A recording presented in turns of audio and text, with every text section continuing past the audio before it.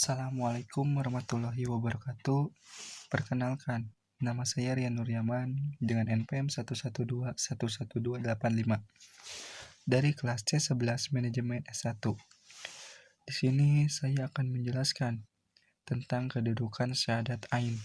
Nah, kedudukan syahadat ain dalam Islam adalah syariat yang sama dengan syariat sholat, zakat, puasa, haji, munakaha, jihad, dan sebagainya. Syariat Islam yang wajib dilaksanakan.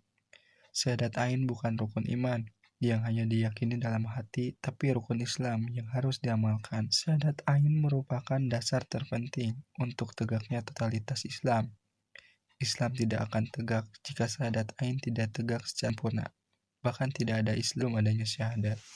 Syahadat ain juga bisa mempersatukan kasih sayang, silaturahmi yang kuat, menjadi tali hubungan antara seseorang dengan seseorang yang lain sebelumnya tidak saling mengenal, dan mempersatukan orang-orang yang berbeda keluarga, berbeda suku, bahkan bangsa.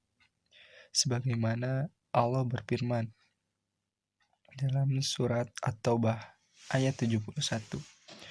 Dan orang-orang yang beriman, laki-laki dan perempuan, sebagian mereka menjadi penolong bagi sebagian yang lain.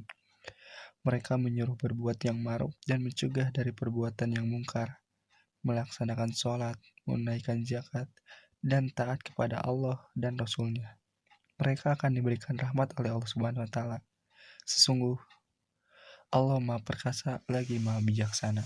Selain itu juga, syahadat ain juga bisa memutuskan kasih sayang, bisa memutuskan hubungan antara seseorang dengan sanak keluarganya.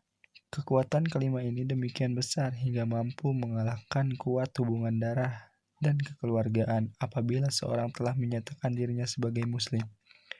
Maka yang harus diutamakan adalah jihad fisabilillah, mengutamakan kepentingan Islam dari yang lainnya. Nah, untuk landasan akidah atau berakidah sebagaimana di surat Anas, di situ dijelaskan bahwa Allah itu sebagai Rob, yang dimana Rob itu sebagai sesembahan atau Tuhan. Di sana juga ada Malik yang berarti raja, dan juga ada dengan ilah atau sembahan. Dalam konsep Anas tadi, bahwa disimpulkan bahwa tersimpul makna yaitu tentang dasar akidah Islam. Ada akidah rububiyah, di mana rububiyah berasal dari kata perkataan Rob. Kalimat ini mempunyai berbagai pengertian seperti pemimpin, pemilik, penguasa, dan pemelihara. Dan juga ada mulkiyah yang bermakna kita menjadikan Allah penguasa di langit maupun di bumi. Terhadap pemikiran, pemerintahan, dan penguasaan terhadap bumi, ini dialah pemimpin, pembuat aturan hukum dan pemerintahan kepada bumi ini. Dan ada juga tauhid uluhiyah. Uluhiyah yaitu mengesahkan seluruh bentuk ibadah kepada Allah, taat, tunduk, patuh kepada Allah dan Rasul-Nya. Harapan dalam cinta. Nah, jadi untuk kesimpulannya, kedudukan syahadat ain itu seperti pepohonan.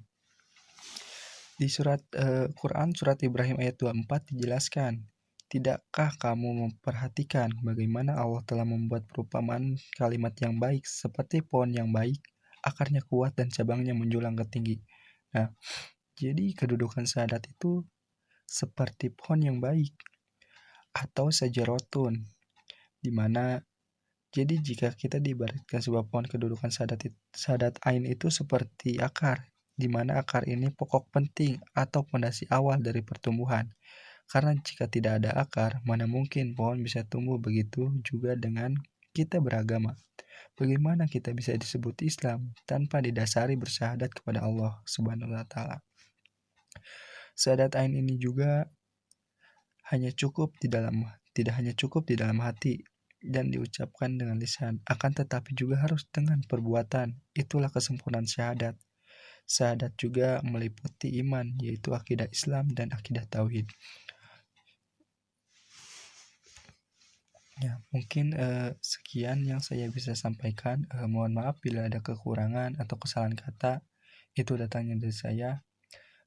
Sekali lagi saya ucapkan mohon maaf dan terima kasih, wassalamualaikum warahmatullahi wabarakatuh.